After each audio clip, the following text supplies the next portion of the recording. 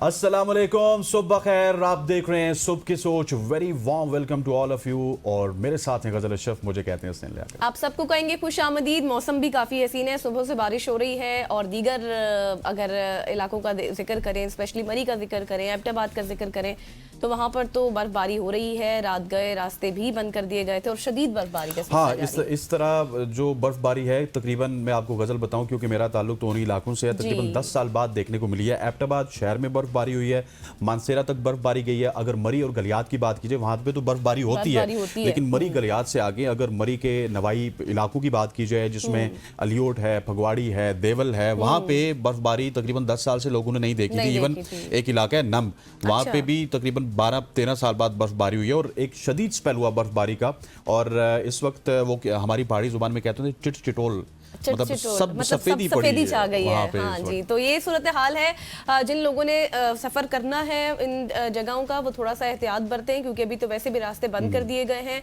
और इसके साथ साथ आज जुम्मा मुबारक भी है आप सबको, और हसनैन आपको भी मुबारक हो। इसके साथ साथ आज इमाम हुसैन अलैहिस्सलाम की विलादत का दिन भी है। आज 3 शबान है, जुम्मा है, और देखें कितनी अच्छी खबरें भी हैं आज हमारे पास। तो सबसे पहले अपनी सोशल स्टोरी से स्टार्ट करते हैं। वो भी कुछ ऐसी है जैसे जैसे आपको पता है कि रमज़ान का मुक़द्दस महीना करीब आता जा रहा है। अगले महीने है रमज़ान, तो दुनिया भर के मुसलमान बड़ी तादाद में मुक़द्दस मकामात की ज़ियारत और इबादत के लिए सऊदी अरब पहुंच रहे हैं। और अरब मीडिया के मुताबिक सऊदी वज़ारत हज और उम्रा ने यह भी बताया है कि माह रजब की अगर बात की जाए तो मस्जिदुल हराम में आने वाले ज़ायरीन की तादाद 1 करोड़ 48 लाख रही है। और बयान में कहा गया है कि इन खुश नसीबों में 20 लाख से ज़ायद मुतामरीन बैरून मुल्क से सऊदी अरब पहुंचे थे।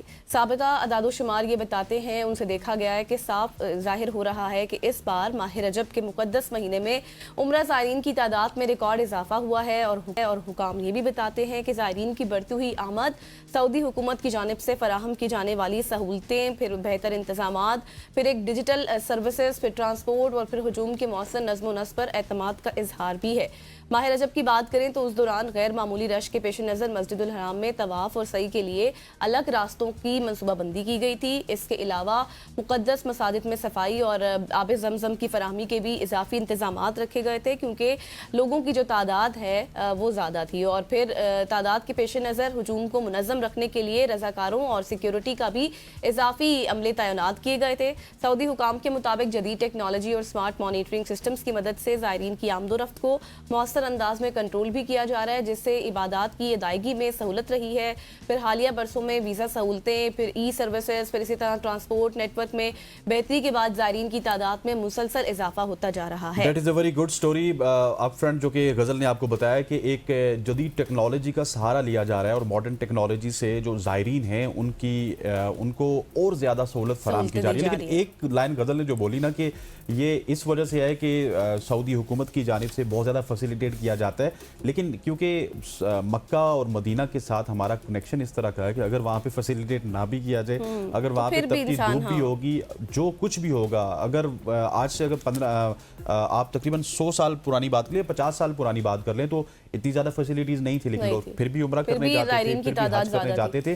सो वो कनेक्शन भी हमारा इस तरह का है उस जगह के साथ। लेकिन ये भी स्पेसिफिकली आपको बताया कि माह रजब में कितनी तादाद ज़ायरीन की वहाँ पर गई है। लेकिन वो जो फैसिलिटीज़ हैं, डेफिनेटली वो फैसिलिटीज़ भी सऊदी गवर्नमेंट दे रही है और इस फैसिलिटीज़ के ऊपर हम उनका शुक्रिया भी अदा करते हैं। ख़वातीन वज़ात, आगे बढ़ते हैं और आगे बढ़ते हुए आपको एक इंटरेस्टिंग खबर देते हैं लाहौर कलंदर के हवाले से। लाहौर कलंदर की मलकियत से जुड़ी कहानी एक बार फिर सुर्खियों में है, जहाँ फ्रेंचाइज के बानी और इब्तदाई मालिक फवाद राना दोबारा सामने आ गए हैं और वो लाहौर कलंदर पर अपना हक वापस लेने के लिए मुतारिक नजर आ रहे हैं। क्या उनको वापस मिलेगा या नहीं? इस कहानी की शुरुआत 2015 में होती है, जब फवाद राना अपनी कतर में कायम कंपनी कालको के जरिए लाहौर कलंदर्स उन्होंने खरीदी। फिर 2016 में राना बरादरान ने पाकिस्तान में कोसर राना रिसोर्स यानी KRR के नाम से एक कंपनी बनाई ताकि लाहौर कलंदर्स को पाकिस्तान से ऑपरेट किया जा सके।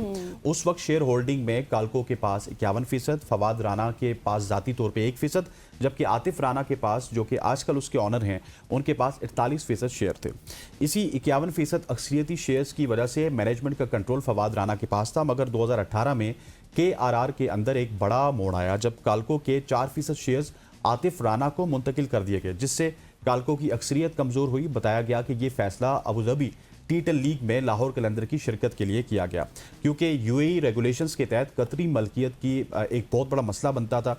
इसके बाद फवाद राना अक्सरियती कंट्रोल से महरूम हो गए।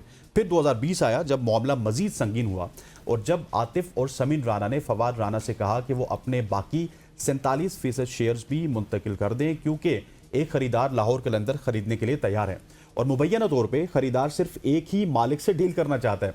फवाद राना ने बात पर यकीन करते हुए कहा कि शेयर ट्रांसफ़र कर दिए जाए, लेकिन बाद में ये इंकशाफ हुआ कि ऐसा कोई खरीदार मौजूद नहीं था और शेयर्स बगैर किसी अदायगी के मुंतकिल कर दिए गए। नतीजतन फवाद राना के पास लाहौर कलंदर के सिर्फ 1% मलकियत रह गई और 2021 में एक और तनाज़ा सामने आया जब KRR की जानिब से मुबैना तौर पर कंपनी के तकरीबन 30% शेयर्स एक मिस्टर नियाजी नामी शख्सियत को फरोख्त किए गए, मगर सालसी के दस्तावेजात में इस शख्स का पूरा नाम या तफसीलात मौजूद नहीं थी, जबकि आतिफ और समीर राना के वकील का मौक़िफ़ है कि फवाद राना इस फ़रोख्त से आगाह थे।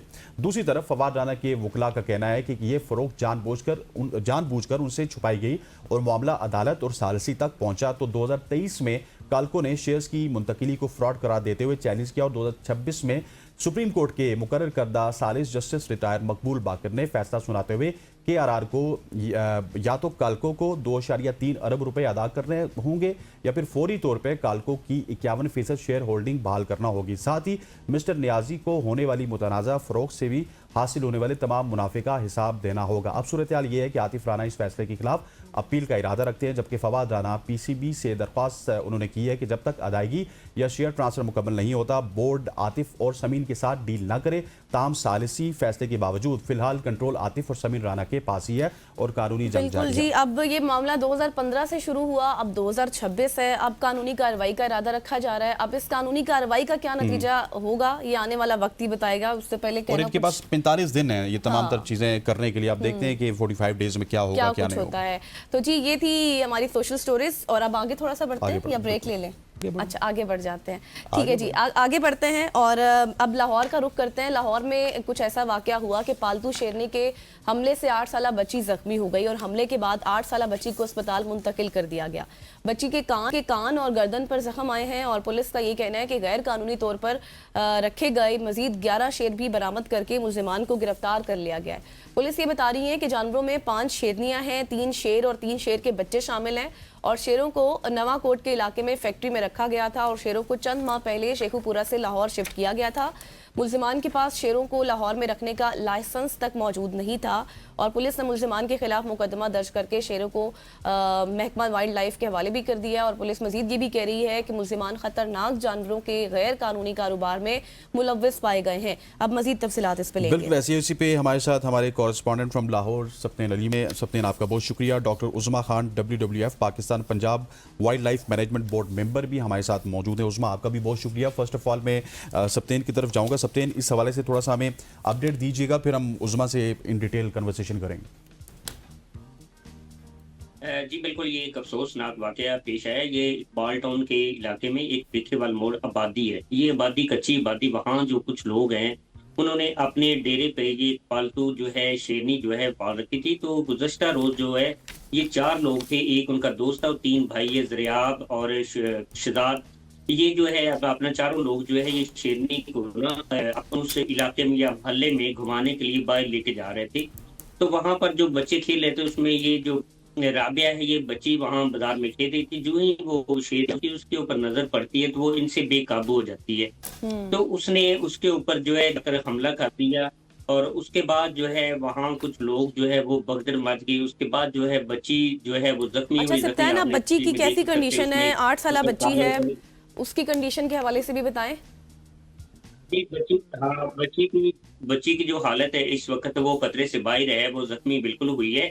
लेकिन ये मैं आपको ये वाइल्ड लाइफ जो है उसका काम है इन लोगों को जो बगैर कानूनी तौर पे इन्होंने ये जानवर के, आपको शायद 2025 में भी एक इसी जगह पे यानी कि जॉर्ज टाउन में वाकया हुआ कि वहां भी कुछ लोगों ने जो शेर जो है उन्होंने अपने घर में रखा हुआ था और वो पिंजरा खुला और वो बाहर निकल गया और पूरा जो इलाका है वो खौफ रास में जो है उनके ऊपर जो फैलाया गया। इसी तरह फिर इलाके में भी एक वाकया पेश हुआ, वहां भी इसी तरह जो शेर जो था वो गैर कानूनी तौर पे उन्होंने अपने डेरे पे रखा निकला और वो पूरा इलाका ठीक जो हो गया उसने सप्तेन, आपकी कुछ डिस्टॉर्शन आ रही है, हम आपकी तरफ वापस आते हैं और हम चलते हैं। डॉक्टर उज़मा खान साहब भी हमारे साथ मौजूद हैं। डॉक्टर साहब मुझे ये बताइएगा कि एक तरफ ये नेग्लिजेंस तो किसी ना किसी तरह से तमाम तर इदारों के, सिर्फ आपके ऊपर हम नहीं डाल सकते क्योंकि यहाँ पे पुलिस भी आती है, इंतजामिया भी आती है। दूसरी तरफ हमारे यहाँ ये कल्चर भी काफ़ी ज़्यादा बढ़ता हुआ नजर आ रहा है टिकटॉक की वजह से, इंस्टाग्राम की वजह से, कि लोग बड़े बड़े शेर, पालतू शेर रख लेते हैं लेकिन उनके पास लाइसेंस नहीं होता। इसकी क्या वजूहत आप देख रही हैं? असल में ये जो इशू है इसको तो काफ़ी कंट्रोल किया गया है। पहले तो कोई पॉलिसी नहीं थी क्योंकि जो शेर था वो आपके लॉ के अंडर कवर ही नहीं था, क्योंकि वो पाकिस्तान में नहीं पाया जाता, वो एक एग्जॉटिक एनिमल है। तो फिर बहुत हम कोर्ट में भी इनफैक्ट WWF गया था, बहुत ये लंबा सिलसिला चलता रहा और अब तो we have a policy. So Punjab wildlife department की पॉलिसी है जिसके तहत आप रेजिडेंशियल एरिया में नहीं रख सकते। तो ये बिल्कुल गैर कानूनी था और कोई भी जो रेजिडेंशियल एरिया में रखते हैं वो बिल्कुल गैर कानूनी है। अब तो एक इनक्लोजर की स्पेसिफिकेशंस हैं, उसके मुताबिक आप रख सकते हैं और वो भी शहर से बाहर अपने कोई फार्म हाउसेस या कोई ऐसी जगह हैं वहाँ पे सिर्फ आप रख सकते हैं। क्योंकि देखें ये ना सिर्फ एक ह्यूमन के लिए ख़तरा है अगर आपने रेजिडेंशियल एरिया में रखा हुआ है, ना सिर्फ ये बल्कि ये एनिमल वेलफेयर का भी बहुत बड़ा इशू है, क्योंकि जो लोग अपने घरों में और रेजिडेंशियल एरियाज़ में रखते हैं वो रिक्वायरमेंट्स पूरी नहीं कर सकते जो कि ग्लोबली एक शेर को रखने की एक रिक्वायरमेंट्स है। लेकिन उस्मा साहिबा, अब मसला ये है कि अब देखें ये कोई पहला वाकया तो नहीं है और इस घर का भी पहले से आइडिया नहीं था कि इस घर में पहले से शेर मौजूद है। तो क्या इस हवाले से आपके इदारे ने कोई इस तरह का मैकेनिज्म अब तैयार किया है कि कोई सर्वे किया जाए या कोई रिपोर्ट्स ली जाएं कि किन घरों में इस तरह की चीज़ें हैं या फिर जो गैर कानूनी तौर पर उन्होंने रखी हुई हैं? जी, जो पंजाब वाइल्ड लाइफ डिपार्टमेंट है उसने एक नोटिस इशू किया था कि सब लोग अपने जो हैं उनको रजिस्टर करें, लायंस एंड टाइगर्स अगर किसी ने रखे हुए हैं, और अगर वो उसको एक फार्म हाउस, एक बड़े इंक्लोजर जो स्पेसिफिकेशंस के मुताबिक है उसमें शिफ्ट नहीं कर सकते तो उसको वो गिव अप कर दे, मतलब वो वाइल्ड लाइफ डिपार्टमेंट के हैंड ओवर कर दे। तो इस तरह लोगों ने डिक्लेयर किए, कुछ ने ये स्पेसिफिकेशंस को पूरा किया और कुछ ने गिव अप भी किए, और कोई 34 जो थे लायंस एंड टाइगर्स वो कॉन्फिस्केट भी हुए। तो अब ये जो केस आप बता रहे हैं ये एक इलीगल केस था। इनकी जो जितनी मुझे मालूमात है इनका एक फार्म हाउस पे रजिस्ट्रेशन थी, लेकिन इन्होंने अपने शहर मतलब शहर के अंदर उसको शिफ्ट किया, जो कि आप जहां रजिस्टर्ड है वहीं पे कर सकते हैं। और जो कानून अब ये कहता है कि अगर आपने रजिस्टर किया हुआ है तो आप उसको वहां से बाहर नहीं निकाल सकते। सो ये जो सिलसिला है कि जी वो लेके उसको चहल कदमी पे जा रहे हैं, ये सारा कुछ गैर कानूनी है, इसलिए एक्शन लिया भी गया है। डॉक्टर साहब मुझे ये भी बताइएगा कि ये गैर कानूनी था क्योंकि वो एक जगह से उसको दूसरी जगह मुंतकिल किया, लेकिन अब SOPs के हवाले से या फिर कानून के हवाले से तो आपने बता दिया, लेकिन सज़ा कितनी है? अगर एक तो आपने रजिस्टर नहीं करवाया तो क्या सज़ा है, अगर रजिस्टर करवा के आपने उसको किसी और जगह पे मुंतकिल किया तो उसकी क्या सज़ा है? अच्छा, इसके ऊपर फाइन है और इसके ऊपर कैद भी हो सकती है। जितना आई अंडरस्टैंड इसके ऊपर कोई आई थिंक इट्स 5 मिलियन का फाइन जो कि 25 लाख बनता है, और उसके अलावा आपके सारे जानवर कॉन्फिस्केट हो सकते हैं और कैद भी हो सकते हैं। I think it's 2 years imprisonment. तो अब ये देखें कि लीगली क्या एक्शन होता है, but I do think because ये WWF तो कैप्टिव एनिमल्स के साथ डील नहीं करता, लेकिन जो वाइल्ड लाइफ डिपार्टमेंट है वो I am sure the case will go to the court and the decision will be taken. लेकिन ये कि ये everyone should understand कि ये वाइल्ड एनिमल्स हैं, उसको आप कितने भी पेट्स बना लें, आप बचपन से रेयर कर लें, दीज आर वाइल्ड एनिमल्स। और उसको कभी हम ये नहीं समझते, ठीक है वो बिल्ली की तरह लगते हैं, बड़ी बिल्ली की तरह, लेकिन they are not cats, they are wild cats. उनकी इंस्टिंक्ट्स डिफरेंट हैं, दे कैन बी डेंजरस। इसलिए हमारे इधर उधर जो हमसाया ममालिक हैं उसमें किसी में इस तरह की इजाज़त नहीं है। हम तो ये चाहते थे कि फार्म हाउसेस पे भी इजाज़त ना हो, लेकिन इतने ज़्यादा हैं। अभी सिर्फ पंजाब में कोई 600 के करीब लोगों रजिस्ट्रेशन हुई है कैट्स की, बिग कैट्स की. So you know this is a huge number. अभी आप देखें 600 आर आउट देयर, और सिर्फ पंजाब है जिसने ये स्टेप लिया है कि आप उसको एक बड़े और एक एनक्लोजर स्पेसिफिकेशंस जारी किए हैं, उसके मुताबिक रखें. लेकिन जो और प्रोविंसेस हैं उन्होंने तो ऐसी कोई स्टेप नहीं लिए. इसका मतलब है कि वहाँ प्रोविंसेस से पंजाब फिर भी जानवर आने का एक खतरा है कि खतरा वहाँ से मौजूद है. सही. अच्छा मैडम, हमारे साथ हमारे कॉरेस्पॉन्डेंट भी मौजूद हैं, सिप्तान मुझे बताएगा, जिस तरह से उस्मा साहिबा कह रही थी कि अब कानूनी कार्रवाई के हवाले से अब आगे मजीद क्या कुछ हो सकता है, इस पर इन्वेस्टिगेट किया आपने? बिल्कुल इसके खिलाफ जो 289 जो है इनका जो वाइल्ड लाइफ जो एक्ट है उसके तहत जो है मुकदमा दर्ज हुआ है, और मुलजम जो है चारों मुलजमन जो है पुलिस ने गिरफ्तार कर लिए हैं, और वो गिरफ्तार तो उनके खिलाफ जो है कार्रवाई जो है वो की जा रही है. दूसरा जो उन्होंने वो जो शेरनी थी जो पालतू उन्होंने रखी थी वो भी उन्होंने कब्जे में ले ली. उसके बाद जो है वाइल्ड लाइफ जो है वो एक्टिव हुआ. उन्होंने फिर नवा कोर्ट से जो काफी तादाद में, यानी कि वहाँ एक फैक्ट्री थी, ये नहीं कि वहाँ को फार्म हाउस था, बल्कि एक फैक्ट्री थी जिसके अंदर जो है ये शेर रखे हुए थे. लेकिन वो फिर पुलिस ने वाइल्ड लाइफ के साथ मिलकर उन्होंने वहां से रिकवर किए, और रिकवर करके बाद जो जिन लोगों ने रखे थे उनके खिलाफ भी मुकदमा दर्ज हुआ है. लेकिन ये कहना तो ये है कि असल जब ये इस तरह को इंसिडेंट करता तब ये तमाम इदारे जो हरकत में आते हैं, उससे पहले ज़ाहिर अगर वो आबादी में रखा जा रहा था या नवाकोट के एरिया में थे तो ज़ाहिर लोग उस वक्त भी शिकायत करते, लेकिन उस वक्त कोई बॉदर नहीं करता. तो इस तरह का कोई जो वाक़या जब होता है तो उस वक्त ज़ाहिर इदारे तो मुतरक हो जाते हैं. हालांकि अगर आप इसका SOP वाइल्ड लाइफ का जो SOP वो देखें तो कोई भी बंदा जो उसके ऊपर पूरा नहीं उतरता, ये सारे ऑलमोस्ट तकरीबन गैर कानूनी हैं. तो इससे पहले जब ये हरबंसपुरा वाला वाकया हुआ था तो उसके बाद जो है इन्होंने तमाम तर जो SOP जो है वो भी शाया की, और बाकायदा इसमें अदालत में एक पिटीशन भी दायर हुई थी कि भाई इसकी SOP वाज़ह करें.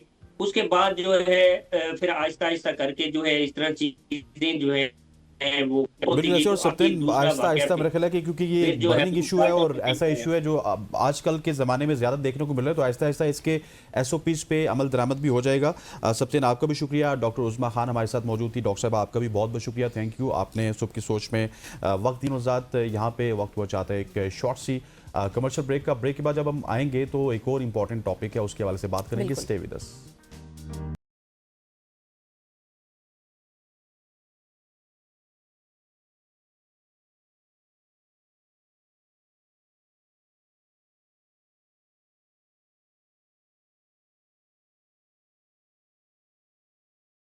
Welcome back after break. और आज हम बात करेंगे पाकिस्तान की पावर सेक्टर के हवाले से, उनमें जो की गई इस्लाहात है उन हवाले से, क्योंकि जो 2025 में एक बड़े टर्निंग पॉइंट के तौर पर सामने आई है.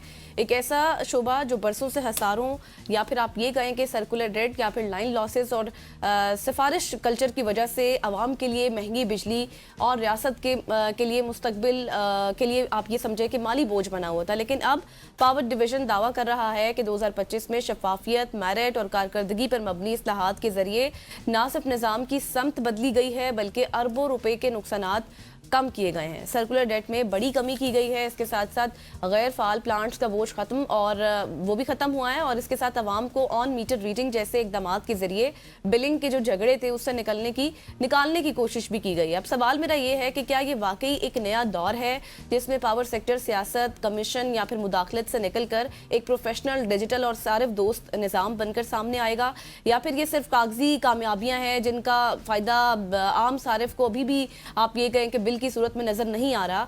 तो आज के प्रोग्राम में हम उन्हीं अदादो शुमार, इस्लाहाती फैसलों और शफाफियत के दावों और अवामी रिलीफ के असरात को खोल कर सामने रखेंगे. बिल्कुल, इस बात करने के लिए हमारे साथ सैयद फैज़ान अली साहब मौजूद है, पावर एनर्जी एडवाइज़र हैं. फैज़ान साहब, thank you so much for joining us. सबसे पहले तो जिस तरह से गज़ल ने पूरी इस्लाहात का जिक्र किया और क्या कुछ आप करने जा रहे हैं, सो मैं आपसे सुनना चाह रहा हूँ कि वो कौन कौन सी इस्लाहात हैं जो इस वक्त तक आप कर चुके हैं, जो इम्प्लीमेंट हो चुकी हैं या फिर इम्प्लीमेंटेशन के करीब हैं और उस फेज से गुजर रही हैं. जी, बहुत शुक्रिया मुझे दावत देने का और मुझे मौका देने का एक्सप्लेन करने के लिए. देखें, पावर सेक्टर एक बरसों से एक प्रॉब्लमेटिक रहा है, लेकिन जब से हुकूमत ने इसको संभाला है 2024 से लेकर आज तक तकरीबन 2 साल का अरसा गुजर चुका है.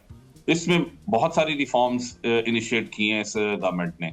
اس میں میں اگر اس کو 3 حصوں میں یا 4 حصوں میں ڈیوائڈ کر دوں، جنریشن، ٹرانسمیشن اینڈ ڈسٹریبیوشن والی سائڈ پہ، تو اگر آپ جنریشن والی سائڈ پہ دیکھیں تو یہ ہسٹری میں پہلی دفعہ جنریشن ایکسپینشن پلان اور ٹرانسمیشن جو اس کا ترسیلی نظام ہے اس کا مکمل ایک جو پلان بنایا گیا ہے وہ جامع پلان، انٹیگریٹڈ سسٹم پلان بنایا گیا ہے. پہلے دور میں ہوتا یہ تھا کہ جنریٹر کے لیے الگ پلان بنایا جاتا تھا، ٹرانسمیشن کے لیے الگ پلان بنایا جاتا تھا، اور وہ ایک دوسرے کے ساتھ متصادم ہوتے تھے، یا بعد میں فیوچر میں وہ صحیح پلان رول آؤٹ نہیں ہو جاتا تھا. فرسٹ ٹائم اس طریقے سے پلان بنایا گیا جس کی وجہ سے جو فیوچر کے جو نان ریکوائرڈ پلانٹس ہے، یا آپ کہہ لیں جو ریڈنڈنٹ ہیں، جن کی ضرورت ہی نہیں ہے، اور مہنگے ترین پلانٹس جو پچھلے پلانس میں ایڈ اپ ہو رہے تھے، وہ ریڈنڈنٹ کر کے ان کو اس میں سے نکالا گیا ہے، جو کہ فضول طور پہ جو عام عوام ہے اس پہ آگے جاتے بوجھ بننا تھا. تو 17 بلین $US کے تقریباً یہ پلانٹس تھے جن کو تقریباً 8,000 میگا واٹ کے پلانٹس بنتے جن کو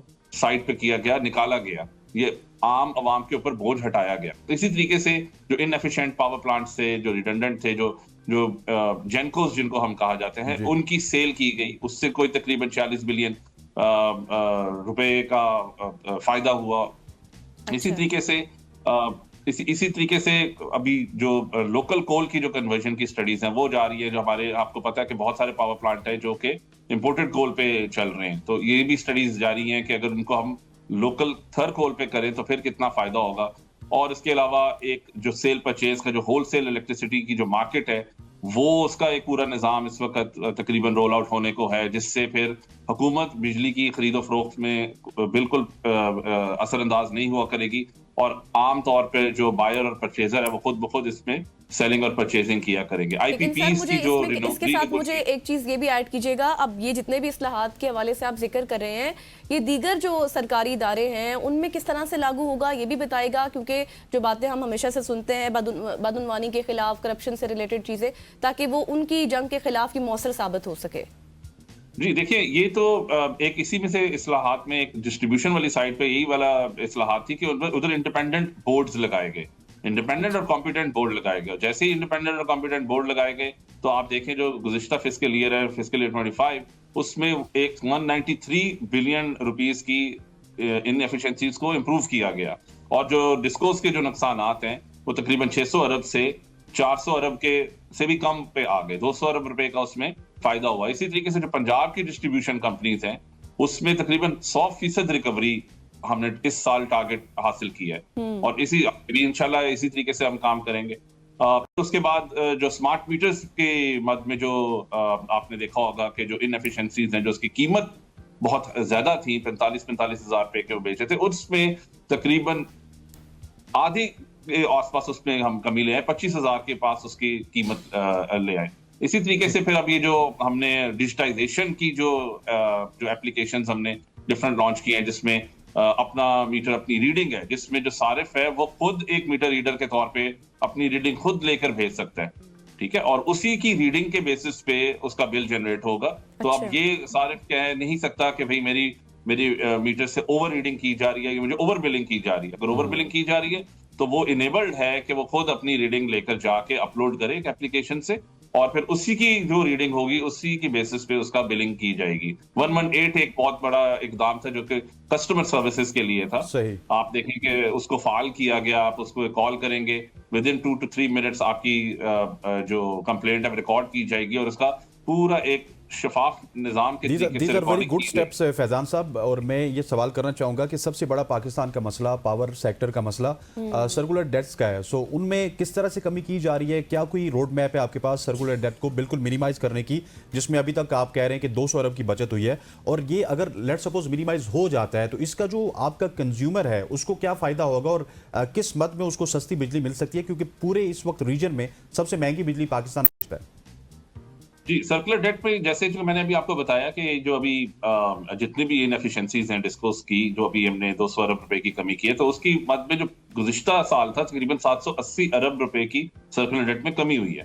تو 2.4 ٹریلین سے تقریباً 1.6 ٹریلین پہ آ گیا. اچھا، جیسے ہی یہ سرکولر ڈیٹ کم ہو جاتا ہے تو اس سے ہوتا ہی ہے کہ جو اوور آل ٹیرف ہے اس میں بھی کمی آتی ہے، اور جو عام صارف ہے اس پہ بوجھ بھی کم ہوتا ہے. تو میں آپ کو یہ بھی بتاتا چلوں کہ جب یہ حکومت آئی تھی مارچ 2024 میں، اس وقت جو بجلی کی قیمت تھی تقریباً وہ 53 روپیز کے آس پاس تھی، نیشنل ایوریج جو پرائس ہے. اور آج یہ تقریباً 42 روپیز کے آس پاس کری، تو 11 روپے کی آلریڈی اس میں کمی ہو چکی ہوئی ہے۔ انڈسٹریل صارف کی بھی اگر ہم بات کریں جو کہ اکثر شور شرابہ مچایا جاتا ہے، تو انڈسٹریل جو صارف ہے اس کا جو ٹیرف ہے وہ تقریباً 63 روپیز تھا، اور اب وہ کم ہو کے تقریباً 46، جس میں 46 روپیز آ گئے، جو کہ تقریباً 16 روپے کی کمی ہے۔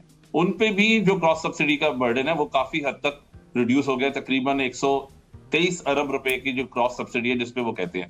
اب جو سرکولر ڈیٹ کا یہ ہے کہ اس میں جو ہم ڈیجیٹائزیشن کے ایفرٹ لے کر آ رہے ہیں اور مانیٹرنگ ہم نے اسٹرانگ کی ہوئی ہے، بلکہ اس کے لیے پوری ایک آرگنائزیشن بھی بنائی ہے جو کہ ایک ٹیکنیکل آرم کے طور پہ بھی کام کرتی ہے، جو کہ ڈسٹریبیوشن کمپنیز میں جو انیفیشنسیز ہیں ان کا ریکارڈ رکھتی ہے اور ان کو مانیٹر کر رہی ہے، ان کو امپروومنٹ لے کر آ رہی ہے۔ تو آپ آئندہ برسوں میں دیکھیے گا کہ اس ادارے اور یہ ہماری جتنی بھی تمام ایفرٹس ہیں ان کو مد نظر رکھتے ہوئے اور ان کی جو سکسیس کی ہونے کی وجہ سے آپ دیکھیے کہ سرکولر ڈیٹ کے فلو میں کافی خاطر خواہ کمی آ جائے گی۔ اس کے علاوہ آپ کو یاد ہوگا کہ ایک ہم نے ڈیٹ سروسنگ بھی کی تھی جو کہ 1.2 بلین روپیز کی تھی، جو کہ 3.23 روپے کے مد میں ڈیٹ سروسز چارج ایک ہم نے سر چارج لگایا۔ اس میں پہلے ابھی نہیں لگایا، وہ پہلے سے لگا ہوا، بٹ ہوتا اس میں یہ ہے کہ پہلے صرف اور صرف وہ اس کی جو سود ہے اس کو اتارنے کے لیے استعمال ہو رہا تھا۔ یہ ہسٹری میں پہلی دفعہ یہ گورنمنٹ ایک پورا پلان لے کر آئی ہے کہ نہ صرف سود بلکہ جو اچھا سر، مجھے آخر میں 30 سیکنڈز ہیں ہمارے پاس، مجھے ایک چیز بتائیے گا، جن کمیوں کا بھی آپ ذکر کر رہے تھے، جس طرح سے آپ نے کہا کہ نقصانات میں کمی ہوئی، سرکولر ڈیٹ میں کمی ہوئی، اب ان سے جو مالی وسائل حاصل ہوئے ہیں یہ دیگر شعبوں پر کیا کوئی پلان ہے کہ صرف کیے جائیں گے، جیسے تعلیم ہے، صحت ہے، اور ان میں پھر شفافیت کا کیا میکانزم ہوگا؟ دیکھیے جو سرکولر ڈیٹ کو تو پھر جب بھی آپ اس کو فائنانس کرتے ہیں وہ پھر آپ نے obviously جو ٹیکس پیئر کے جو پیسے ہیں وہاں سے آتے ہیں اور وہ فائنانس ڈپارٹمنٹ کی طرف سے آتے ہیں۔ جب آپ پاور سیکٹر اپنی جو انفیشنسیز ہیں وہ خود دور کر دے گا تو obviously یہ جو سرکولر ڈیٹ کا جو بوجھ ہے یہ کم بھی ہو جائے گا، بالکل نہیں آئے گا۔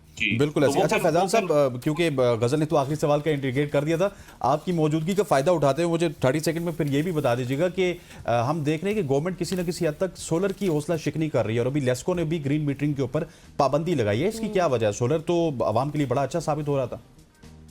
اچھا میں اس پہ ایک کلیریفائی کرتا ہوں کہ کوئی ہم حوصلہ شکنی نہیں کر رہے، اس کو چونکہ یہ ایک اب ایسا شعبہ بن گیا جو کہ میچور ہو گیا ہے، تو اس میں بہت ساری انیفیشنسیز بھی آ گئی ہیں۔ بالفرض اگر میں نے 10 کلو واٹ کا سسٹم لگایا یا مجھے الاؤڈ 10 کلو واٹ کا ہے، میں نے بعد میں اس میں 10 15 20 کلو واٹ کے اور سولر پینل ایڈ کر دیے غیر قانونی طور پہ، تو اس میں ڈسپلن لے کر آنے کے لیے یہ ساری ایفرٹس کی جا رہی ہیں، جو کہ اگر ایک صارف اپنا جا کے اپلیکیشن دے کے اور اس میں بڑھانا چاہتا ہے تو ایک پراپر طریقے سے اس کو بڑھائے، اور اس کے بعد اس میں کچھ نہیں ہے۔ لیکن حکومت اس کی بالکل حوصلہ شکنی نہیں کر رہی، حکومت اس کو چینلائز کر رہی ہے یا ڈسپلن اس کا کریٹ کر رہی ہے۔ آپ کا پوائنٹ آ گیا سر کہ آپ لوگ حوصلہ شکنی نہیں کرے بلکہ ایک ڈسپلن کے طور پر اس کو پیش کرنا چاہ رہے ہیں۔ تھینک یو سو مچ سید فیضان علی صاحب ہمارے ساتھ موجود تھے اور ہم ڈسکشن کر رہے تھے پاور سیکٹر میں جو اصلاحات کی گئی ہیں اور کس طرح سے آگے یہ وسیع مزید کر دی جائیں گی۔ یہاں پر لیں گے ایک شارٹ سی بریک، واپس آئیں گے، ملکی سیاست میں جو کچھ ہو رہا ہے وہ ڈسکس کریں گے۔ اسٹے ود اس۔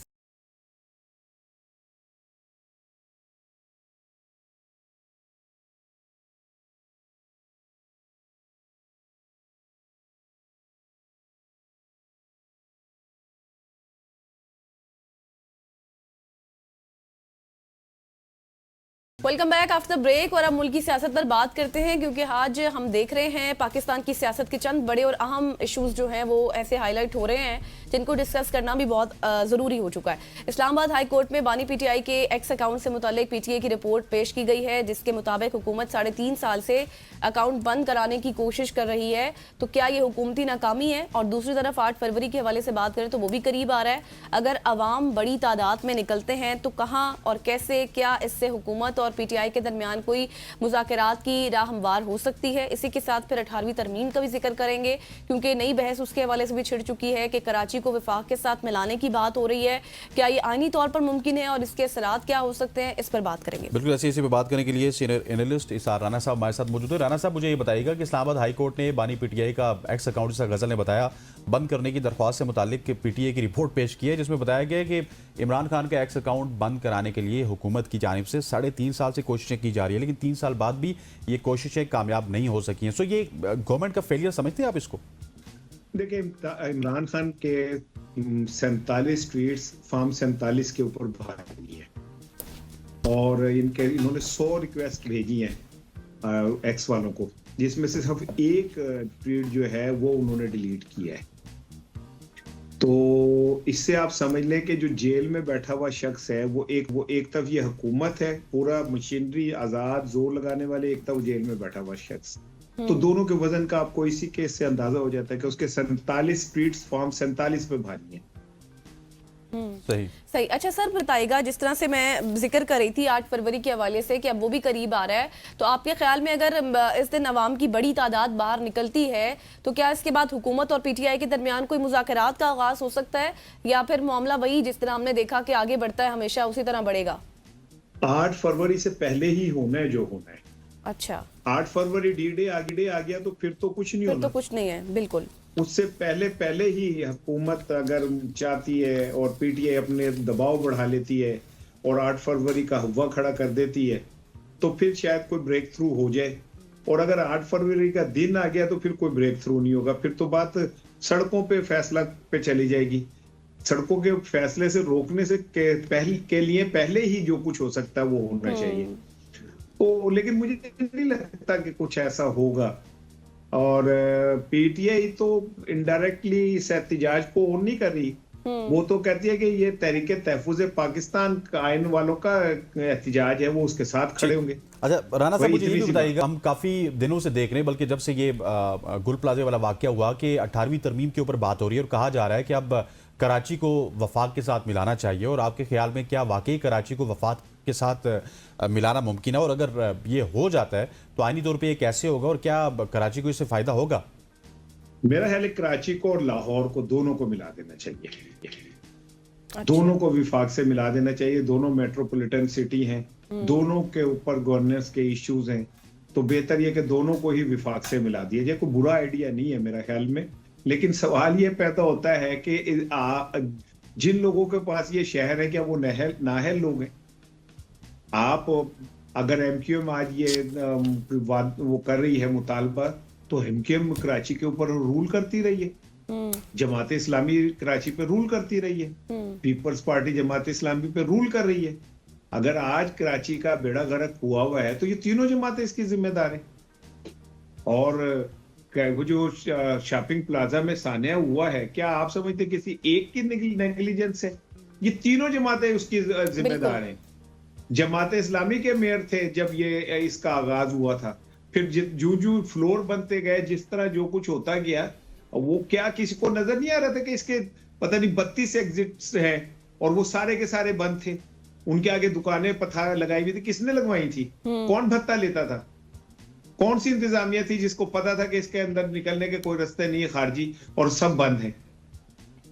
कराची एक बाकायदा माफिया के हाथ चढ़ा हुआ शहर है, वाटर माफिया। बिल्कुल सही कह रहे हैं सर, चूंकि थोड़ी सी वही है। मुझे ये भी बताइएगा, अब जिस तरह से राना सनाउल्लाह साहब कह रहे हैं कि 18वीं तरमीम जब हुई तो वो इत्तेफाक राय से हुई थी, लेकिन अब ये ऑप्शन भी मौजूद है कि दोबारा इत्तेफाक राय से उसमें बेहतरी भी हो सकती है, तो बेहतरी का रास्ता पूरे आइन में खुला है, वो ये भी कह रहे हैं। आपको लगता है कि हुकूमत तरमीम की तरफ जा सकती है?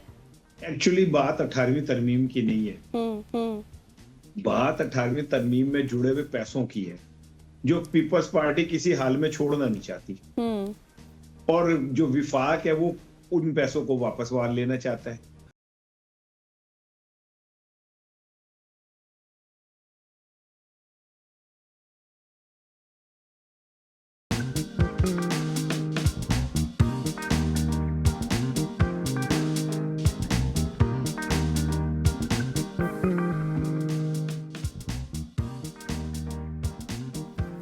वेलकम बैक खवातीन आजाद। अब बात करेंगे क्रिकेट की। बांग्लादेश क्रिकेट बोर्ड ने अपने फैसले को बरकरार रखने का ऐलान किया है और वो T20 वर्ल्ड कप खेलने के लिए अपनी टीम को भारत नहीं भेजेगा। मुशीर खेल बांग्लादेश डॉक्टर आसिफ नजल और बांग्लादेश के खिलाड़ियों के दरमियान इजलास के बाद ये ऐलान किया गया। मुशीर खेल ने कहा कि हम खेलना चाहते हैं और हमें अब भी उम्मीद है कि ICC हमारी बात तस्लीम करेगा, लेकिन दूसरी जानिब ज़राए के मुताबिक बांग्लादेश के वर्ल्ड कप में शिरकत के इनकार के बाद पाकिस्तान भी टूर्नामेंट से बाइकआउट कर सकता है। और इसके अलावा हम बात करेंगे कि ICC under-19 cricket world cup की, जहां पाकिस्तान ने जिम्बाब्वे को 8 विकेट से शिकस्त देकर अगले मरहले के लिए क्वालिफाई कर लिया। हरारे में खेले गए मैच में मेज़बान जिम्बाब्वे अंडर-19 की टीम पहले बैटिंग करते हुए 128 रन बना सकी। पाकिस्तान की तरफ से अली रजा ने 3 विकेटें हासिल की, जबकि अब्दुस सुबहान और मोहम्मद सयाम और मोमिन कमर ने 2-2 खिलाड़ी को आउट किया। जवाब में पाकिस्तान ने जिम्बाब्वे का 129 रन का हदफ 27वें ओवर में 2 विकेटों के नुकसान पर हासिल किया। बिल्कुल जी, और इसी पर आज हम बात करेंगे इन दोनों मौजूआत पर, और बात करने के लिए नसीम राजपूत साहब हमारे साथ होंगे, लेकिन जब तक वो नहीं आते हसनैन, अब ये जो मामला खुला है, मैं आपसे एक सवाल करती हूँ क्योंकि आपकी इस पर थोड़ी सी एक्सपर्टीज है। पाकिस्तान को बायकॉट करना चाहिए? देखें, ये आपका $1 मिलियन क्वेश्चन है कि पाकिस्तान को बाइकआउट करना चाहिए या नहीं करना चाहिए। इसमें रिस्क तो इन्वॉल्व है।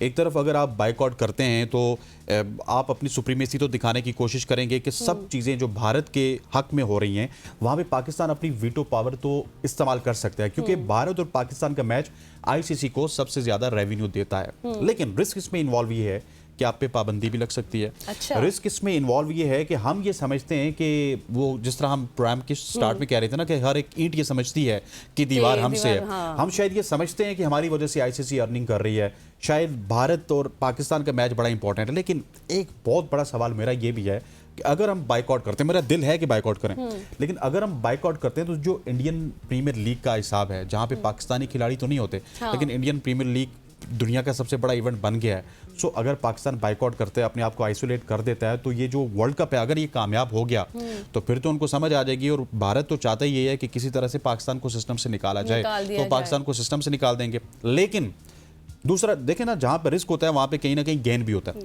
लेट्स सपोज अगर पाकिस्तान बाइकआउट करता है और ICC को बहुत ज्यादा नुकसान हो जाता है, तो उसके बाद फिर दो जिस तरह एक तरफ रशिया और अमेरिका की जंग होती थी ना किसी जमाने में, फिर 2 चौधरी होंगे, एक तरफ पाकिस्तान होगा, एक तरफ इंडिया होगा, और कोई भी अपनी वीटो पावर इस्तेमाल कर सकता है। आपका तो मुझे स्टांस मिल गया है। अभी हमें ज्वाइन कर चुके हैं नसीम राजपूत साहब। Thank you so much sir for your time. सबसे पहले हसनैन का जवाब तो मैंने ले लिया, लेकिन आपसे भी मैं यही पूछना चाहूंगी, अब ये दोगला मयार तो हमें नजर आ रहा है ICC का, लेकिन आप क्या समझते हैं पाकिस्तान को इस हद तक जाना चाहिए कि वो बाइकआउट कर दे? देखिए, बड़ा ट्रिकी सवाल है ये, और जिस तरीके से अभी हसनैन ने बात की, सबसे पहले तो वेरी गुड मॉर्निंग आप लोगों को। Good morning sir. और हम तो स्नो वाले इलाके पे बैठे हैं सर, करीब करीब। हाँ, बिल्कुल सही बात है। और हमारे यहाँ पर भी अगर बात करें तो कल बारिश के बाद अच्छी खासी सर्दी हो गई। वो आपको देख के लग रहा है सर। हाँ, तो मौसम हो गया। लेकिन हसनैन, वाकई बड़ा ट्रिकी सवाल है। पाकिस्तान के अब तक जितने स्ट्रोक्स हैं, अब से थोड़ी देर से पहले जो हमने खेले वो बड़े निशाने पे जाके लगे, चाहे अगर तुम नहीं आओगे तो हम भी नहीं आएंगे। और वो हमने उस वक्त किया था जब चैंपियंस ट्रॉफी सर पर थी, और हमने स्टैंड लिया, और उसके बाद फिर इंटरनेशनल क्रिकेट काउंसिल आज इस बात पर कायम है कि जी 2028 तक पाकिस्तान भी नहीं जाएगा, वो भी नहीं आएंगे। फिर उसके बाद और भी कई स्टैंड ट्रॉफी के हवाले से था, हम बात कर रहे थे। अब बात ये हो रही है कि 10 मुल्क खेलते हैं क्रिकेट। ये कोई फीफा नहीं है कि 210 मुल्क खेलते हैं, कि 2 को पाबंदी लगा दो, 2 को जो है वो बैन कर दो, और 3 पे जुर्माना कर दो। तो उसके बावजूद भी ममालिक इतने हैं कि जबरदस्त कंपटीशन लेवल है। यहाँ अगर मैं जैसे बात करता हूँ कि पाकिस्तान के बगैर वर्ल्ड कप हो जाता है, वर्ल्ड T20 हो जाता है, मेरे ख्याल 1 मरतबा होगा, ये 2 मरतबा इसलिए नहीं होगा क्योंकि वहां पे ऑप्शन बहुत है। बाकी गेम्स के अंदर यह ऑप्शन नहीं है। 10 मुल्क तो खेलते हैं क्रिकेट, 11 मुल्क तो क्रिकेट खेलते हैं। अगर उसमें से पाकिस्तान और बांग्लादेश निकल जाते हैं, इट मीन्स कि एक बहुत बड़ी ताकत निकली है। बांग्लादेश और पाकिस्तान में मिला के कह रहा हूँ, और अगर मैं कहता हूँ ना पाकिस्तान निकला है, तो बहुत ही बड़ी ताकत निकल गई है। इसलिए निकल गई है कि अगर इंडिया और ऑस्ट्रेलिया का मैच होता है, तो अगर वो कोई वर्ल्ड कप का फाइनल हो रहा है, तो शायद उसकी इंपॉर्टेंस का लेवल बहुत ज्यादा होगा।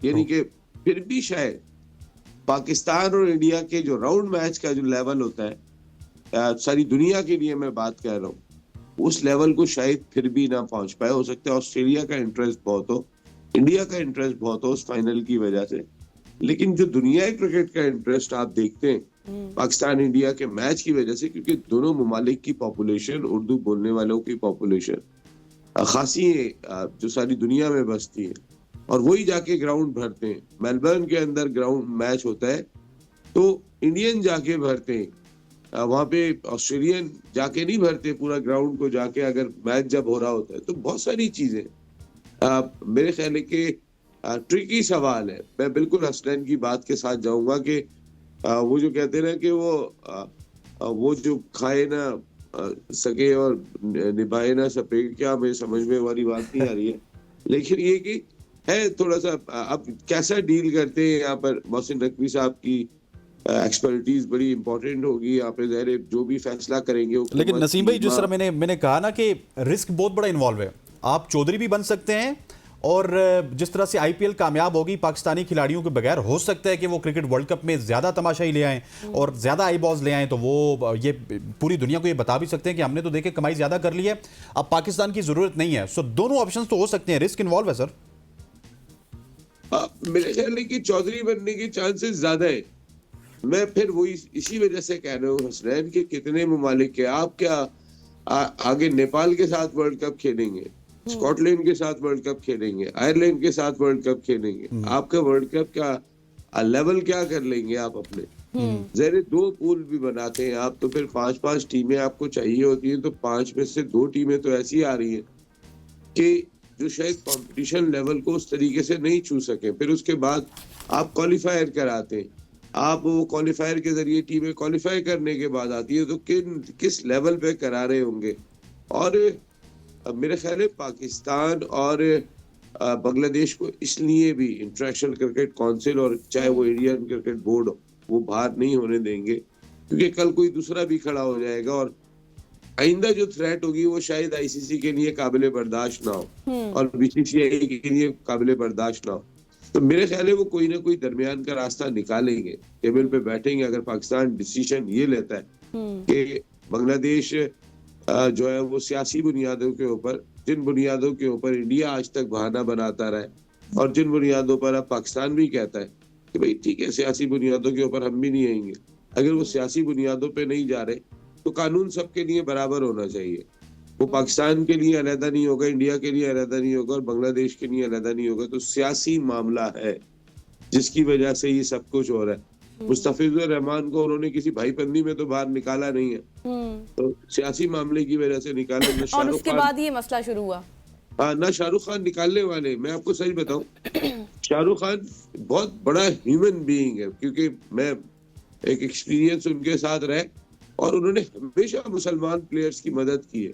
لیکن ذرا تھوڑا سا بھی کر دیں تو پہلے ہی وہ خان تینوں اتنے بدنام ہیں کہ وہ مسلمانوں کے ساتھ کھڑے ہو جاتے ہیں. جی ان کے اندر تو ایک جذبہ پایا جاتا ہے, اندر کٹ کے بھرا ہوا ہے اور پتہ نہیں کیا کچھ انہیں فیس کرنا پڑتا ہے. ظاہر شاہ رخ خان کو بھی ٹیم کو باہر, مستفیض کو باہر کرنا پڑا کولکاتہ نائٹ رائڈر سے. انہوں نے وسیم اکرم کو اس وقت رکھا کہ جس وقت پاکستانی پلیئرز کو نہیں رکھا جاتا تھا, اور 2-3 سال انہوں نے اپنے ساتھ جب تک کیری کر سکتے تھے کیا. کئی مسلمان پلیئرز کو انہوں نے بڑا موقع دیا. تو پیچھے سے بہت سپورٹ کر رہے ہوتے ہیں شاہ رخ خان, ان کی مجبوری تھی انہیں نکالنا پڑا. ان کو بہت سارے لوگ جو ہے وہ برا بلا کہہ رہے ہیں کہ شاہ رخ خان نے نکال دیا, لیکن میرے خیال شاہ رخ خان نے نہیں نکالا, یہ ہندو توا حکومت نے نریندر مودی کی نکالا ہے, جس کی وجہ سے وہ نکلے. اور پاکستان اس موقف کے ذریعے جاتا ہے تو میرے خیال ہے بیک فٹ پہ جائے گا, پھر بیٹھ کے بات ہوگی حسنین. میرے خیال ہے ابھی تک تو یہ تھا نا کہ 9-2 ہو گیا, اسکور تھا کہ بھائی جی 9 ووٹ میں کہ بنگلہ دیش جاؤ انڈیا کھیلنے کے لیے, 2 ووٹ کہ پاکستان اور انڈیا کے جانا ہے بنگلہ دیش نے سری لنکا کھیلنے کے لیے. میرے خیال ہے وہاں پہ ووٹنگ بڑی دیکھ بھال کے ہوگی, اور انٹرنیشنل کرکٹ کونسل شاید اتنی آسانی سے ووٹنگ کرائے نہیں جتنے بنگلہ دیش کے معاملے پہ کرا لی ہے. صحیح. اچھا نسیم صاحب, جس طرح سے ابھی بات ہو رہی ہے, اب پہلے حسنین بھی ذکر کر رہے تھے, فائنینشیل نقصان تو ہے, بورڈز کو بھی ہے, آئی سی سی کو بھی ہے, یہ بھی چیز دیکھی جا رہی ہے, لیکن یہ بڑا سوچ سمجھ کر فیصلہ کرنا ہوگا محسن نقوی صاحب کو بھی, پاکستان کو. کیونکہ دیکھیں ابھی آئی پی ایل کی بات آپ لوگ کر رہے تھے, آئی پی ایل میں پاکستان کے پلیئرز نہیں کھیل رہے کیونکہ انڈیا الاؤ نہیں کرتا. کیا اس ٹائم کسی نے, کوئی بورڈ نے بات کی ہمارے حق میں, یا پھر کوئی بورڈ بولا, کوئی سامنے آیا انکلوڈنگ بنگلہ دیش, کوئی بھی ہمارے ساتھ ہو کر بات نہیں کرتا؟ یہ چیزیں مد نظر رکھنی ہوں گی اب ساری. لیکن اس کے ساتھ مجھے یہ بتائیں کہ اب آئی بالز پر کتنا فرق پڑے گا اگر بائیکاٹ کر لیا جاتا ہے؟ فار ایگزامپل یہ ہم لوگ ایزیوم کر لیں کہ ہو گیا بائیکاٹ, تو کتنا فرق پڑے گا؟ دیکھیے میرے خیال ہے کہ بائیکاٹ ابھی بہت دور کی بات ہے. میں سمجھتا ہوں اگر پاکستان کچھ بھی کہے گا تو نیگوسیشن خاصی لیول پر ہوں گی. میں نے کہا نا پاکستان بنگلہ دیش نہیں ہے, ایک تو بات یہ طے ہے. اور آپ نے دوسری بات کی تھی دوسرا, کیونکہ میں کہہ رہا ہوں نا 10-11 ملک کھیلتے ہیں, یہ کوئی نہیں ہے کہ انٹرنیشنل اولمپک کمیٹی کی طرح 210 ممبر ہیں کہ سب کو ڈکٹیٹ کیا جا سکتا ہو. یہاں پہ ڈکٹیٹ اس طریقے سے نہیں کیا جا سکتا. جہاں پہ دیکھیں نا ان ممالک کے قانون ایسے ہیں کہ حکومت تو کوئی مداخلت کر ہی نہیں سکتی. اور اگر حکومت کی مداخلت کی تھوڑی سی بھی ایک بھنک پڑ جائے تو پھر وہ بین کر دیتے ہیں. یا بین نہیں کر سکتے, یا تو کھل کے کہتے ہیں ہماری حکومت کہہ رہی ہے کہ ہم نہیں جائیں گے. تو ادھر اور ادھر کی صورتحال میں بڑا فرق ہے. یہ بالکل ایسے ہی ہے کہ ایک پروفیشنل آرگنائزیشن ہے جو چل رہی ہے پراپر طور پہ, پراپر, اور جیسے فٹ بال کی بات کر لوں میں, IOC کی بات کر لوں, ٹینس کی بات کر لوں, اور ایک کرکٹ چل رہی ہے کہ جیسے بالکل. اچھا نسیم بھائی, ہمارے پاس وقت تھوڑا سا کم ہے, لیکن میں ایک شخص کے حوالے سے بات کرنا چاہ رہا ہوں. انڈر 19 کا ورلڈ کپ بھی ہو رہا ہے اور بڑی سمارٹ مووز ہمیں دیکھنے کو مل رہی ہیں سرفراز احمد کی جانب سے, جہاں پہ ہم اگر 27ویں یا 26ویں اوور سے پہلے میچ جیت جاتے ہیں تو ایک تو زمبابوے کی ٹیم کو تو نقصان ہوتا ہی ہوتا, اسکاٹ لینڈ آگے چلا جاتا, لیکن اسکاٹ لینڈ اور آپ کا جو رن ریٹ تھا وہ آپ کو بہت زیادہ آگے جا کے ٹورنامنٹ میں ڈسٹرب کرتا. سو بڑی سمارٹ مووز دیکھ رہے ہیں سرفراز احمد کی جانب سے. ادروائز ہم تو دیکھتے ہوتے ہیں کہ پاکستان کے کوچز کو پتہ ہی نہیں ہوتا کہ کیا ہو رہا ہے میدان میں اور کیا نہیں ہو رہا.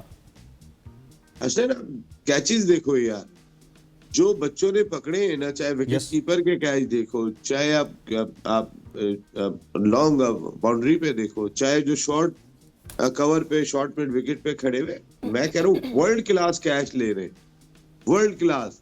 ڈراپ کیچز کا چانسز نہ ہونے کے برابر ہے. فیلڈنگ کا سٹینڈرڈ ورلڈ کلاس ہے. آپ اپنی ٹیم کا دیکھیے گا, یہ بتاتا ہے کہ ٹیم جل کیسی ہوئی ہوئی ہے, موٹیویٹ کیسی ہوئی ہوئی ہے, اور وہ کیا کچھ کرنے کا ارادہ اپنے اندر رکھتی ہے. باقی تو ریزلٹ اللہ کے ہاتھ میں ہوتا ہے, لیکن ان کی باڈی لینگویج, ان کا پرفارم کرنا, ان کا انداز, بہت کچھ یہ چیزیں بتا رہا ہے کہ ان کے اندر ایک بھوک پائی جاتی ہے, اور وہ بڑے اچھی تیاری کے ساتھ ہیں. سمیر نے بھی رنز اسکور کر دیے, تو ٹیم بہت اچھی عقل مندی کے ساتھ کھیلتی بھی دکھائی دے رہی ہے. اور سب سے بڑی چیز کہ ایک ڈیپتھ دکھائی دیتی ہے. اگر سمیر مناس نہیں کھیلتے ہیں تو باقی ذمہ داری لینے کے لیے آ جاتے ہیں, کپتان آ جاتے ہیں, یوسف آ جاتے ہیں. یہ اچھی ٹیم ہے. میرے خیال ہے کہ اس میں ڈیپتھ موجود ہے, اور یہ آگے تک جانے کی صلاحیت, بالکل آگے تک جانے کی صلاحیت رکھتے ہیں. تھینک یو سو مچ. نسیم راجپوت صاحب ہمارے ساتھ موجود تھے, ڈیٹیل ہم ڈسکشن کر رہے ہیں. اس کے ساتھ ساتھ اب دیکھنا ہوگا کیا کچھ فیصلہ پاکستان کرتا ہے, کس طرح سے کرتا ہے, کیونکہ جہاں آسٹریلیا کھیلے گا, نیوزی لینڈ کھیلے گا, انگلینڈ کھیلے گا, وہاں پر ہم اپنے ویورز کو کیوں محروم رکھیں ورلڈ کپ سے. تو پاکستان نے بڑا سوچ سمجھ کر فیصلہ کرنا ہے. یہاں پر لیتے ہیں ایک شارٹ سی بریک, واپس آئیں گے. اسٹے ود اس.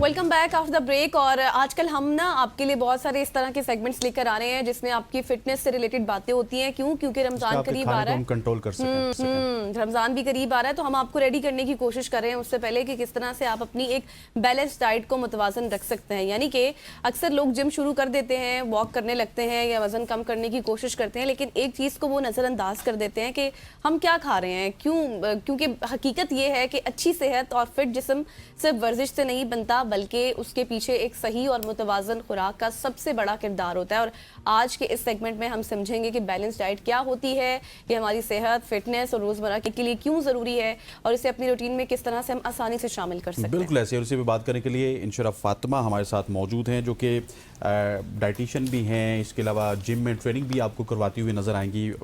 آپ ان کو کہہ سکتے ہیں جو ملٹی ٹیلنٹڈ ہیں. Inshra thank you so much for joining اس. ہم اکثر یہ سنتے ہیں بیلنس ڈائٹ, لیکن اس کا وہ کچھ سیر حاصل گفتگو جب بھی ہم اس پہ کرتے ہیں تو ہمیں اینڈ پہ لگتا ہے یار کہ اٹس ویری ڈیفیکلٹ کہ اپنی ڈائٹ کو آپ بیلنس کریں, پھر کیلریز کو کاؤنٹ کرتے رہیں. So what is the actual balance diet جو کہ آپ اپنی کر سکتے ہیں, اور اس میں آپ کو قدغن نہ ہو کہ آپ کیلریز بھی کاؤنٹ کریں, آسان سی ہو. دیکھیں بیلنس ڈائٹ سب سے پہلے ہمارے پاس کوئی بھی ایک مشکل ٹارگٹ نہیں ہے جس کو ہم سمجھیں کہ پتہ نہیں بیلنس ڈائٹ ہے تو اس میں کون سی ایسی چیزیں ہیں جو ہم نہیں افورڈ کر سکتے یا ہم نہیں کھا سکتے یا بہت ہماری ڈیلی روٹین سے ہٹ کے ہوتی ہیں. دیکھیں بیلنس ڈائٹ سب سے پہلے ہمارے پاس یہ ہے کہ ہمارے ڈفرینٹ جو بھی نیوٹرینٹس ہیں, اسینشیل نیوٹرینٹ جو ہماری باڈی کی ریکوائرمنٹ ہے وہ سب اس میں پریزنٹ ہوں, جس میں ہمارے پروٹین ہے, کاربز ہیں, ہیلدی فیٹس ہیں, وائٹامنس ہیں, منرل ہے اور لاسٹ واٹر ہے. یہ سب جب ہم صحیح اماؤنٹ میں لیتے ہیں تو اس کو ہم بیلنس ڈائٹ کہتے ہیں. سب کا ہماری ڈائٹ میں ایک میل میں پریزنٹ ہونا ایٹ دا سیم ٹائم بہت ضروری. صحیح. اچھا انشاءاللہ مجھے یہ بتائیں کہ کیا آپ اسٹیپ بائی آسان ہے بیلنس ڈائٹ, ہے نا, 2 منٹ میں بتا دی ہے, لیکن اس کو امپلیمنٹ کرنا تھوڑا سا اس میں ٹائم لگتا ہے.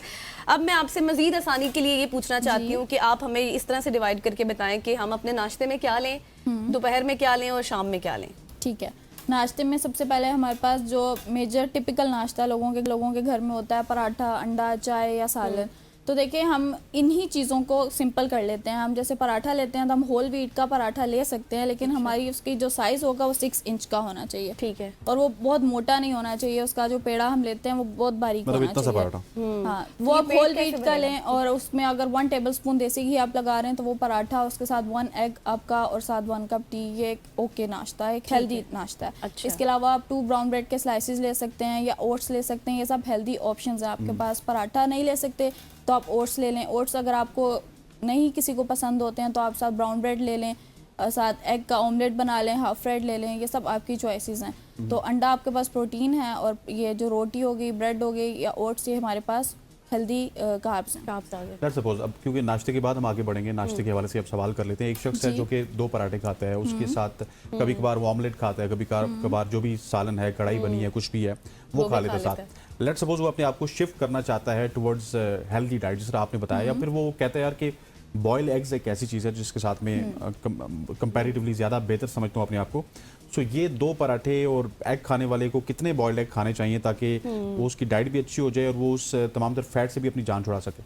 देखिए बॉइल्ड एग या सिर्फ बॉइल्ड एग नाश्ते में लेना ये भी एक मिथ है कि हमने सिर्फ बॉइल्ड एग लेना है। हमें सिर्फ प्रोटीन तो अपनी बॉडी को नहीं देना ना, बाकी भी न्यूट्रिएंट्स हमें चाहिए, हमें कार्ब्स भी चाहिए, हमने हेल्दी फैट्स भी लेने हैं। देखिए नाश्ता हमारा ऐसा होना चाहिए कि हमने पूरे दिन में आगे काम करना है, एक हेल्दी नाश्ता हो जो हमें एनर्जेटिक रखे। अगर हम सिर्फ 2 अंडे या सिर्फ बॉयल एग की सिर्फ वाइट लोग ज़्यादा लेते हैं, योक नहीं लेते हैं, तो सिर्फ वो ले लेंगे तो बाद में हमें जल्दी भूख लगेगी उसके बाद, या हम ज़्यादा अगर गैप लेंगे तो उसके बाद हम ज़्यादा खा लेंगे जब हम भी खाएंगे। तो हमने ऐसी बैलेंस डाइट रखनी है कि हम उसमें कार्ब्स भी लें, कम लें लेकिन लें, साथ प्रोटीन भी शामिल रखें और अपने हेल्दी फैट्स को। अच्छा, अगर किसी को ब्रंच जिसको हम कहते हैं, नाश्ते के बाद भूख लग जाए, नाश्ता से पेट ना भरे, तो फिर असल उसमें में क्या होता है? ये है कि मैं और गजल जो सुबह नाश्ता करके आते हैं वो बड़ा मिनिमम होता है और हमें अक्सर कभी 12 होता भी बजे, नहीं है। हाँ हमें 12 बजे ना हम टूट के जाके वो नाश्ता या जो भी आप उसको ब्रंच कह लें, दिन का खाना खा लें, उसमें हम पीछे नहीं देखते, फिर ना वो खाना पड़ता है, सही करके खाते हैं। तो मैं ये चाह रही हूँ कि नाश्ता तो हमने अभी थोड़ा सा कर लिया जो आपने बताया, हाथ फिर भूख लगाया लग गई, हमने। हाँ, फिर भूख लग गई,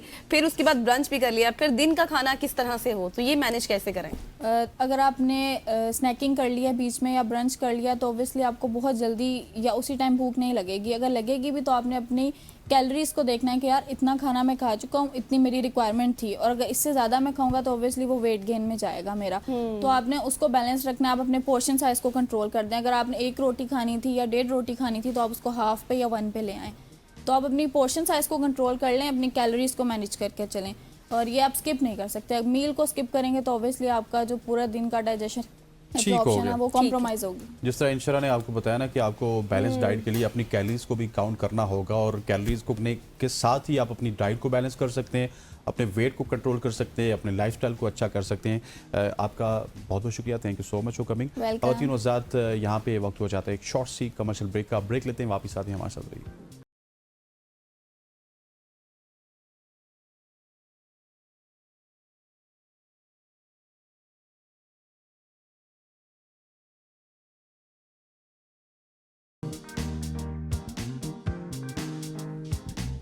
वेलकम बैक ख़वातीन व हज़रात, जुम्मतुल मुबारक है और आज हम एक ऐसे मौजू पे बात करने जा रहे हैं जो ना सिर्फ हमारी सोसाइटी में मुसलसल बहस का हिस्सा है बल्कि आलमी सतह पर भी इस्लाम के बारे में गलत फहमियों की बड़ी वजह समझा जाता है, और वो है इस्लाम में ख़वातीन के हुकूक़ का। आज की जदीद दुनिया में अक्सर ये तासुर दिया जाता है कि इस्लाम ख़वातीन को आज़ादी, इज़्ज़त और हुकूक़ नहीं देता, लेकिन अगर हम हकीकत में कुरान हकीम और अहादीस मुबारका की रोशनी में देखें तो मालूम होता है कि इस्लाम में औरत को वो मकाम दिया गया है जो उस दौर में किसी भी मुआशरे ने नहीं दिया। तो सवाल ये है कि फिर आज ये मनफी तासुर क्यों फैलाया जा रहा है, और इस्लाम में ख़वातीन के हुकूक़ हैं तो उनके हवाले से हम बात करेंगे और बड़ी सैर हासिल गुफ्तगू करेंगे। बिल्कुल जी, और इसी पर बात करने के लिए हमें ज्वाइन कर चुके हैं आपकी जानी मानी शख्सियत, किसी तारुफ के मोहताज, मुफ्ती हनीफ कुरैशी साहब। बहुत शुक्रिया सर आपके वक्त के लिए। हम इधर से ही शुरू करेंगे। जब हम आज की दुनिया की बात करते हैं, कॉन्टेम्प्रेरी वर्ल्ड की बात करते हैं, तो अक्सर ये तासुर दिया जाता है कि इस्लाम में ख़वातीन के हुकूक़ पर बात नहीं होती, लेकिन जब हम कुरान पाक को देखते हैं या फिर हदीस का मुताला करते हैं तो मालूम होता है कि इस्लाम ने ख़वातीन के हुकूक़ पर बहुत वाज़े और जामे रहनुमाई दी है। फिर ये तासुर क्यों आज के इस दौर में फैलाया जा रहा है इस्लाम में ख़वातीन के हुकूक़ नहीं है? بسم اللہ والصلاۃ والسلام علی رسول اللہ. دیکھیں اسلام اس وقت دنیا میں سب سے زیادہ تیزی کے ساتھ پھیلنے والا دین ہے, اور اس کی وجہ کیا ہے, اور سب سے اس کی جو سپیڈ سے یہ پھیل رہا ہے وہ ان معاشروں میں جو پڑھے لکھے کنسیڈر کیے جاتے ہیں. تو اس کی بیسک جو وجہ ہے وہ یہی ہے کہ اسلام نے ایک پورا نظام حیات عطا کیا ہے. ماں کی گود سے لے کر قبر میں جانے تک پورا جو نظام زندگی ہے وہ اسلام نے عطا کیا ہے.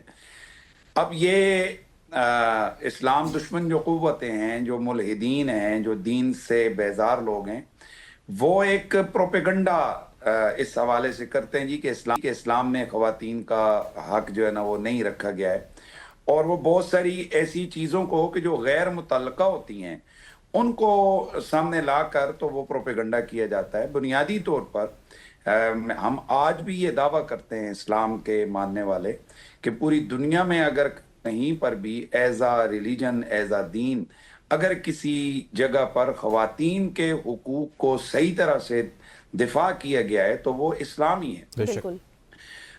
دیکھیں آپ کس حوالے سے, اگر اسلام میں دیکھیں کہ اگر ماں ہے, عورت اگر ماں ہے تو ماں کی کیا شانیں بیان کی گئی ہیں, عورت اگر بہن ہے تو بہن کا کیا تقدس بیان کیا گیا ہے, بالکل. اگر عورت بیوی ہے تو بیوی کے کتنے حقوق بیان کیے گئے ہیں, عورت اگر آپ کی بیٹی ہے تو اس کے حوالے سے ہمارے دین نے, ہماری شریعت نے, اسلام نے کس قدر مسلمانوں کی جو ہے وہ رہنمائی کی ہے.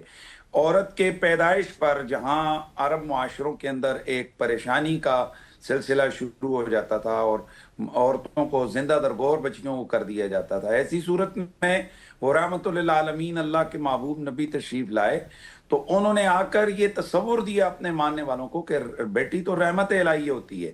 اور آج بھی جہاں میں سمجھتا ہوں مذہبی گرانے ہیں, بیٹا ٹھیک ہے سب کو پیارا ہوتا ہے, کون نہیں چاہتا کہ میرے بعد میرا وارث ہو, یہ تو انبیاء علیہ السلام سے بھی یہ چیز آئی ہے کہ انہوں نے بھی اللہ تعالیٰ سے اپنے وہ رسا کو مانگا ہے. لیکن بیٹی کے پیدائش پر جہاں اسلام موجود ہے, ہم نے کہیں بھی لوگوں کو منہ بناتے نہیں دیکھا, بلکہ مبارکیں اسی طرح سے ہوتی ہیں, اسی طرح سیلیبریشن ہوتی ہے کہ اللہ تعالیٰ نے مجھے جو ہے نا رحمت سے نوازا ہے. تو اس حوالے سے یہ ایک پروپیگنڈا ہے کہ اسلام میں عورت کا خیال نہیں رکھا گیا. میں دعوے سے کہتا ہوں کہ آپ ذرا دیکھ لیجئے کہ 1880 سے قبل کیا مغربی معاشرے میں عورت کو حقوق حاصل تھے کہ وہ مالک بن سکتی تھی پراپرٹیز کی؟ ذرا اس پہ بھی ریسرچ کر لیں. تو 1880 کے بعد مغرب کے اندر خواتین کو یہ حقوق دیے گئے کہ وہ جو نا اپنی کوئی پراپرٹیز خرید سکتی ہیں یا وہ مالک بن سکتی ہیں. تو سب سے قبل عورت کو مالک بنانے کا کانسیپٹ پھر کہاں نظر آتا ہے آپ کو؟ اسلام میں نظر آتا ہے. بالکل. پھر آپ وراثت کو دیکھ لیجئے کہ اسلام میں اگر ماں ہے تو اس اعتبار سے بھی حصہ ہے, اگر بیٹی ہے تو اس اعتبار سے بھی حصہ ہے, اور اگر بیوی ہے تو اس اعتبار سے بھی حصہ ہے, اور اگر بہن ہے تو اس اعتبار سے بھی حصہ ہے. جس طرح اگر شوہر کو حصہ ملتا ہے تو بیوی کو ملتا ہے, اگر باپ کو ملتا ہے تو وہاں پر ماں کو بھی ملتا ہے, اور اگر بیٹے کو ملتا ہے تو بیٹی کو بھی حصہ ملتا ہے. یعنی اسلام نے کہیں بھی یہ تفاوت نہیں رکھا. اور سب سے بڑی بات, آج تک کہیں کسی نے یہ بات سنی ہے یا کہیں کسی تک یہ بات پہنچی ہے کہ مرد اگر عبادت کرے تو اس کو پورا ثواب ملے گا, اور اگر عورت عبادت کرے تو اس کو آدھا ثواب ملے گا؟ ایسا کہیں کسی نے سنا؟ تو اسلام نے ایکول رکھا ہے.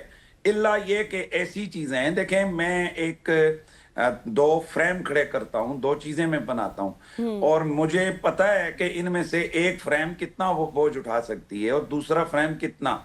تو اب جس کو میں نے کمزور میٹیریل سے جس فریم کو میں نے بنایا ہوا ہے, تو اب اگر اس پر میں اتنا ویٹ ڈال دوں کہ جو میں نے مضبوط میٹیریل سے جو فریم بنایا جتنا اس پر ڈالتے ہیں تو یہ وہ یقیناً وہ ٹوٹ جائے گی. تو جب میں نے خود اپنے ہاتھوں سے فریم بنائے تو میں کبھی بھی ایسا نہیں کروں گا کہ جتنا بوجھ وہ فریم اٹھا نہ سکتی ہو میں اس پر اتنا ڈالوں. تو اسی طرح ایز اے تخلیق اللہ تبارک و تعالیٰ نے قرآن مجید میں واضح طور پر رہنمائی کی ہے, اور اس کو اب انٹرنیشنلی جو آپ کی سائنس ہے, جو آپ کی طب ہے, وہ تسلیم کر چکی ہے کہ الرجال قوامون علی النساء کے بطور تخلیق اپنی جسمانی ساخت کے لحاظ سے, اپنے ہارمونز کے ساخت کے لحاظ سے اور باقی تمام اعتبارات سے جو مرد ہے وہ عورت سے زیادہ قوی ہوتا ہے. تو اس حوالے سے بعض چیزوں میں عورت کو اس کی حیثیت کے مطابق اللہ تبارک و تعالیٰ نے حق دیا ہے. تو اس کو پروپیگنڈا کے طور پر اگر استعمال کر لیا جائے تو میں سمجھتا ہوں کہ یہ خالق کی جو اصل منشا ہے، یہ اس کو، چونکہ ہم تو مخلوق ہیں، ہمارا اتنا عقل اور دماغ نہیں ہے کہ ہم اس خالق کی ان حقیقی منشاؤں کو سمجھ سکیں کہ جن کو سامنے رکھ کر اس نے یہ فیصلے کیے ہیں. تو اس کے علاوہ میں سمجھتا ہوں کہ جہاں پر ضرورت ہے، وہاں پر جہاں آپ کو مرد نظر آتا ہے وہیں پر آپ کو عورت. ٹھیک ہو گیا. اچھا، میں بالکل آپ نے 1880 کی مثال تو دی، لیکن میں 1400 سال اگر پیچھے کی بات کروں تو نبی علیہ السلام کے دور میں بھی ہمیں نظر آتا ہے کہ بہت ساری احادیث کا ایسا مجموعہ ہے جو ہمیں حضرت عائشہ رضی اللہ تعالیٰ عنہ سے ملتا ہے. وہ ایک خاتون تھی، آپ نبی علیہ السلام کی زوجہ تھی، اور مومنوں کی ماں بھی تھی. آپ ہمیں یہ بتائیے گا کہ وہ کون کون سی خواتین تھی جنہوں نے اس دور میں بھی دین کی تعلیم، رہنمائی اور مسلمانوں کی قیادت میں اہم کردار ادا کیا، جب پوری دنیا وہ نہیں سوچ سکتی تھی جو ہم نے 1400 سال پہلے کر دیا. یہ بالکل اسی طرح ہے. آپ دیکھیں کہ ایک بہت بڑا جو ذخیرہ احادیث ہے وہ ام المومنین حضرت سیدہ عائشہ الصدیقہ سے لیا گیا ہے. اور پھر سب سے بڑی بات یہ ہے کہ اگر اسلام کے اندر عورت کی کوئی حیثیت نہ ہوتی تو آج جو ہماری احادیث ہیں ان میں ایک بہت بڑا حصہ صحابیات سے، یعنی خواتین سے مروی ہے، چاہے وہ امہات المومنین ہوں، چاہے وہ نبی علیہ السلام کی بیٹیاں ہوں، یا وہ دیگر صحابیات ہوں. ان سے بہت ساری روایات جو ہے وہ مروی ہیں، اور باقاعدہ طور پر ان کو ہمارے دین کا وہ حصہ ہے اور ہم ان پر عمل کرتے ہیں.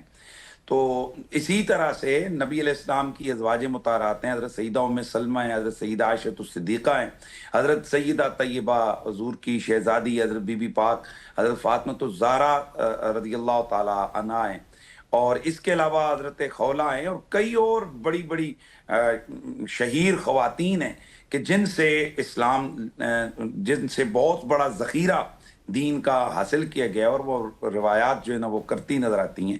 اور پھر خود نبی علیہ الصلوۃ والتسلیم کے صحابہ ہیں جو ام المومنین حضرت عائشہ الصدیقہ سے بے شمار مسائل جا کر پوچھتے ہیں اور سیکھتے ہیں باقاعدہ طور پر. تو یہ میں سمجھتا ہوں کہ جو آج مغربی معاشرے کو، یا آج جہاں خواتین جناب تعلیم کی طرف جا رہی ہیں، اس کو جناب لوگ رول ماڈل بنا کر کہتے ہیں جی یہ دیکھیں ان معاشروں نے خواتین کے حقوق کا لحاظ رکھا ہے.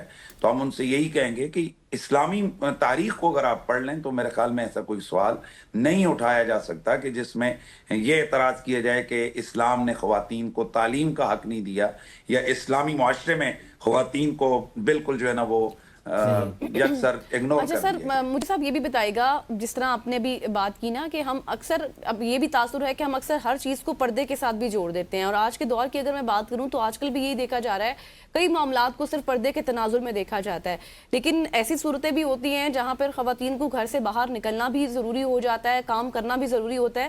اس حوالے سے پھر اسلام کی کیا رہنمائی ہے؟